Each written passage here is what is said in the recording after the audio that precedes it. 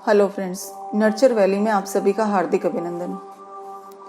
क्या कभी आपके मन में ये सवाल उठा है कि एक बच्चा एक मूवी को देखकर उसकी पूरी स्टोरी याद कर लेता है और एक कार्टून फिल्म देखकर उसका एक एक डायलॉग याद कर लेता है?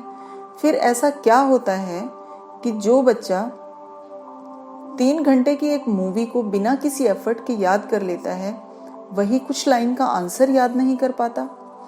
कितना अच्छा हो अगर वो आंसर्स भी एफर्टलेसली याद कर ले। हाँ फ्रेंड्स, ऐसा बिल्कुल हो सकता है, बहुत आसान है।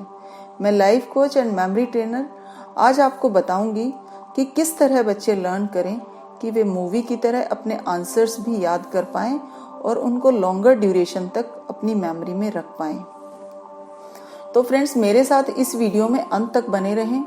अगर मेरा चैनल सब्सक्राइब नहीं किया है तो कर लीजिए, ताकि मेरी सभी वीडियो आपको समय से मिल सकें और आप उनका ज़्यादा से ज़्यादा लाभ उठा सकें।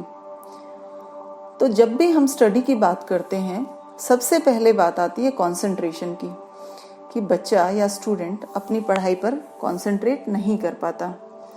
जैसा कि आपको पता है कि हमारा माइंड उन्हीं चीज़ों पर कंसंट्रेट करता है जिसमें उसका इंटरेस्ट होता है। जहाँ इंटरेस्ट होता है वहाँ चीज़ें एफर्टलेसली हो जाती हैं। हमारे माइंड का जहाँ एसोसिएशन होता है, लगाव होता है, वहाँ चीज़ें एफर्टलेसली हो जाती हैं। अब बात आती है कि स्टडी में कैसे इंटरेस्ट जनरेट किया जाए, कैसे माइंड से स्टडी को एसोसिएट किया जाए, कैसे बच्चे लर्न करें कि वो लॉन्गर ड्यूरेशन तक उनकी मेमोरी में पड़े रहें। फ्रेंड्स, 7 फैक्टर्स हैं जिनको हम अपनी लर्निंग में यूज़ करके स्टडी को इंटरेस्टिंग बना सकते हैं। सबसे पहला फैक्टर है आई, यानी मैं। मेरे लिए मैं सबसे ज़्यादा इम्पोर्टेंट हूँ। जैसे ये मेरी कार, मेरा घर, मेरा बैग, मेरा स्कूल, आदि आदि। एक एग्जाम्पल से समझते हैं। मान लो आप कोई ग्रुप फोटोग्राफ देख रहे हैं, तो सबसे पहले आपका माइंड किसे सर्च करेगा? ऑब्वियसली आपको, क्योंकि आपके लिए, आपके माइंड के लिए आप सबसे ज़्यादा इम्पोर्टेंट हैं। नंबर 2 पर आता है कलर। हमारा माइंड कलर से हमेशा एसोसिएट होता है। सपोज आप अपने बच्चे को लेकर मार्केट गए हैं बुक दिलवाने। एक बुक कलर्ड है और एक बुक है ब्लैक एंड वाइट, तो 99% चांसेस हैं कि आपका बच्चा कलर्ड को ही चुनेगा। या फिर मान लो आपके घर में 2 टीवी हैं, एक ब्लैक एंड वाइट है और एक कलर्ड है। आप किस पर देखना पसंद करेंगे? कलर्ड पे आपका जवाब यही होगा। यानी हमारा माइंड कलरफुल चीज़ों से एसोसिएट जल्दी हो जाता है। अगला पॉइंट है साउंड। आपने देखा होगा कि कोई भी आवाज़ सुनकर हमारा ध्यान उस तरफ चला जाता है। उसके लिए हमें कोई एफर्ट नहीं करना पड़ता। मान लो आपके घर में एक टीवी का साउंड सिस्टम खराब है और दूसरे का ठीक है, तो कौन सा टीवी आप देखना पसंद करेंगे? जिसमें साउंड है, यही कहेंगे आप। अगला पॉइंट है मूवी, यानी मूवेबल चीज़ों में हमारा माइंड इंटरेस्ट दिखाता है। सपोज आपके एक टीवी में सिर्फ स्टिल फोटोग्राफ्स हैं जो 1 बाय 1 करके चल रहे हैं। एक टीवी पर मूवी चल रही है, उसमें डायलॉग हैं, उसमें एक्शन है, लोगों की मूवमेंट है, तो आप कौन सी देखना पसंद करेंगे? जी हाँ, आप मूवी देखना पसंद करेंगे जहाँ पर एक्शन है, जहाँ पर साउंड है, जहाँ पर कलर है। अगला पॉइंट है साइज। साइज का भी लर्निंग में बहुत इंपॉर्टेंट रोल होता है। किसी चीज़ का साइज बड़ा है तो हमारा माइंड उसे बहुत जल्दी एसोसिएट होता है और लॉन्गर ड्यूरेशन तक संभाल के रखता है अपनी मेमोरी में। आपके घर में एक छोटा टीवी है, यानी एक छोटा स्क्रीन है और एक बड़ा स्क्रीन है, तो किस पर आप देखना पसंद करेंगे? बड़े स्क्रीन पर। तो क्यों जाते हैं लोग थिएटर पर मूवी देखने जब घर में टीवी है? क्योंकि स्क्रीन साइज बड़ा होने की वजह से इंटरेस्ट ज़्यादा आता है। अगला पॉइंट है यूनिकनेस।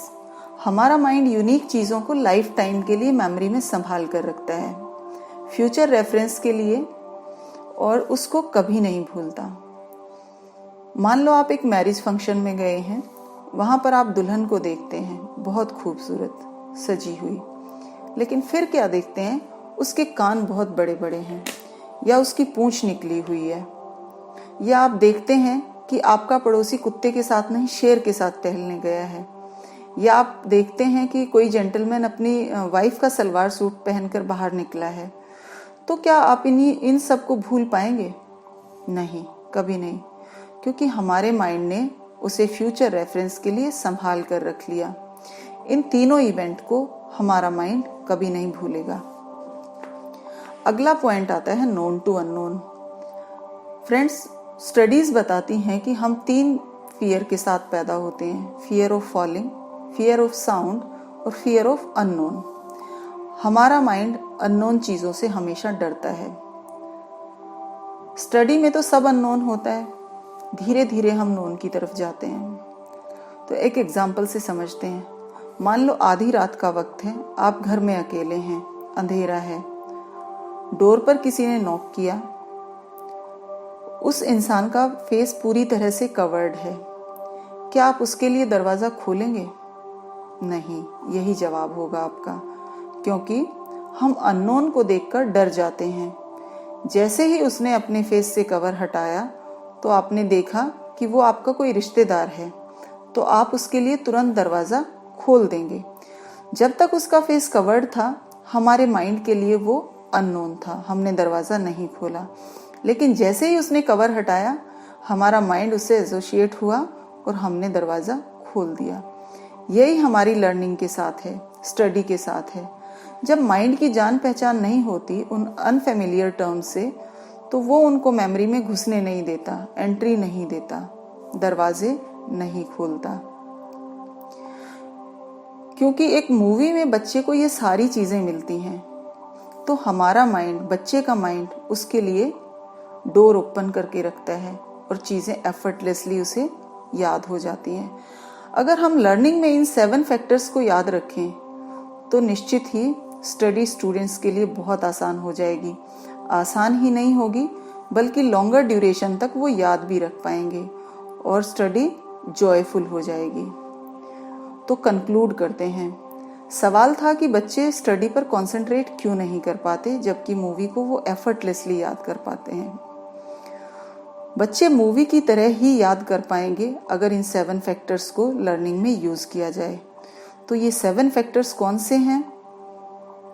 सबसे पहला फैक्टर है आई, दूसरा है कलर, नंबर 3 पर आता है साउंड, 4 पे मूवेबल, 5 पे साइज और 6 पे यूनिकनेस और 7 पे अननोन, नोन टू अननोन।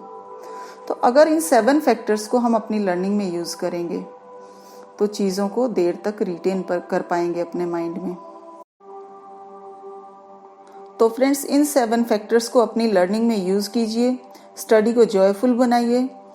अगर वीडियो पसंद आई हो तो लाइक व सब्सक्राइब जरूर करें। सुखी रहें, स्वस्थ रहें। Thank you. God bless you.